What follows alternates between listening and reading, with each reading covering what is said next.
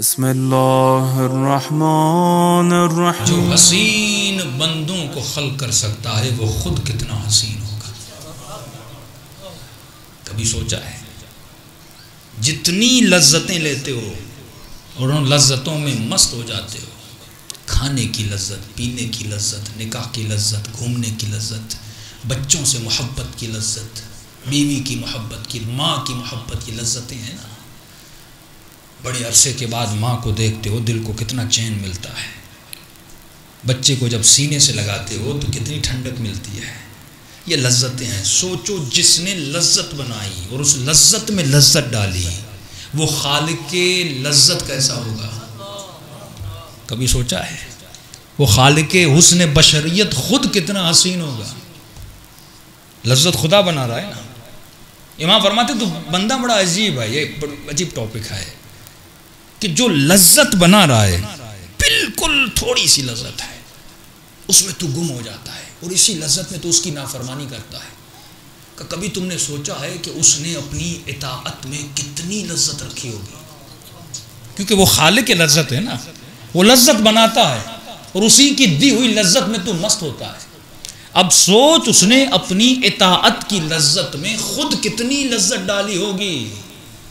لیکن وہ تب ہے جب تو اس لذت تک پہنچ سکے، اور جب پہنچ جائے گا تو پھر تجھے تعجب نہیں ہوگا کہ حسین نو کے نیزہ پہ قرآن کیسے پڑھ رہے تھے. اور جب تو پہنچ جائے گا پھر تعجب نہیں ہوگا کہ علی کے پاؤں سے تیر نکلا تو علی کو پتہ کیوں نہ چلا. پھر تجھے تعجب نہیں ہوگا کہ زندان شام میں سیدہ زینب رات کے اندھیرے میں نمازیں کیسے پڑھ رہی تھی. اسی لذت کے حصول کے لیے مجلس میں آتے ہو.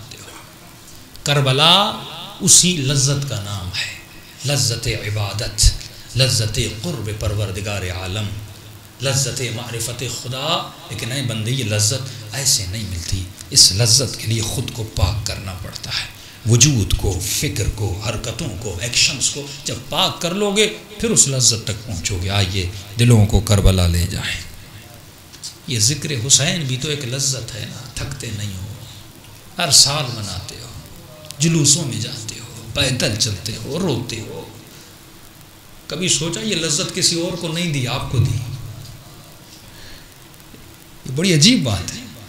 ایک مرغی کو کاٹو وہ لذت آپ کو بھی ملے گی، یہودی کو بھی ملے گی، مسیحی کو بھی ملے گی، شیعہ کے دشمن کو بھی ملے گی. گوشت کھاؤ لذت سب کے لیے، نکاح کی لذت سب کے لیے، گھومنے پھرنے کی لذت، ٹریولنگ کی لذت سب کے لیے.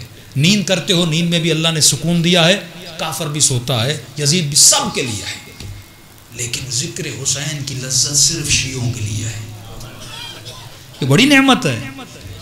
ساری قومیں کہتے ہیں یہ پاگل لوگ ہیں، یہ ساری رات جاگتے ہیں، یہ اپنے بدن کو پیٹتے ہیں. کہتے ہیں ہم تو ہنسنے کے لیے مرتے ہیں، یہ رونے کے لیے مرتے ہیں. یہ عجیب. اب ان کو کیا پتا کہ ہمیں کیا لذت ملتی ہے. ان کو کیا پتا کہ ہمیں ذکر سے کیا سکون ملتا ہے، کون سی توانائی ملتی ہے. یہ واحد لذت ہے جس کی طرف آپ متوجہ نہیں تھے. یہ وہ لذت ہے جو سیدہ کی دعا کی لذت ہے. جب کہا تھا بابا میرا حسین مارا جائے گا، میرے بچے پہ روئے گا کون.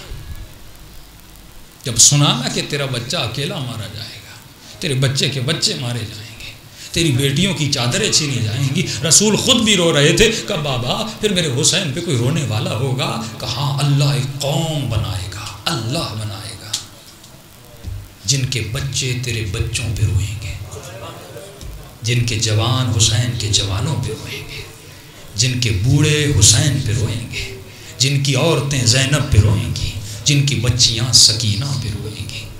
واللہ یہ لذت خدا، یہ معجزہ ہے کائنات میں جو خدا نے آپ کو